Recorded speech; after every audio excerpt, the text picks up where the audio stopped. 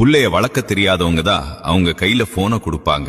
இத கேட்கும்போது சுரீர்னு இருக்கா, ஆனா இதுதான் இன்னைக்கு கசப்பான உண்மை. கொஞ்சம் நிதானமா யோசிச்சு பாருங்க. நம்ம வேலை பளு குறையணுங்கிறதுக்காகவும் புள்ளைங்க தொந்தரவு செய்யாம ஒரு இடத்துல சமத்தா உட்காரணுங்கிறதுக்காகவும் அவங்க கையில ஸ்மார்ட் போனை திணிக்கிறோம். ஆனா நாம அவங்க கையில கொடுக்கறது வெறும் டிஜிட்டல் திரை இல்ல, அவங்களோட எதிர்காலத்தையே பொசுக்கக்கூடிய வெடிமருந்து. களிமண்ல உருவம் செஞ்சு சேத்துல விளையாடி விழுந்து வாரி அந்த பிஞ்சு விரல்கள் கத்துக்க வேண்டிய உலகத்தை ஒரு 6 இன்ச் டிஸ்பிளேக்குள்ள அடக்கிட்டோம். கார்ட்டூன் வீடியோவை பார்த்து வர சிரிப்பு வேற, கூட இருக்கிறவங்களோட விளையாடி ஒரு சின்ன வெற்றிக்கு வர்ற அந்த துள்ளலான சிரிப்பு வேற. கூகுளும் யூடியூபும் எல்லாத்தையும் சொல்லி கொடுத்துட்டா அப்புறம் அந்த பிஞ்சி மூளை எதுக்கு வேலை செய்ய போகுது?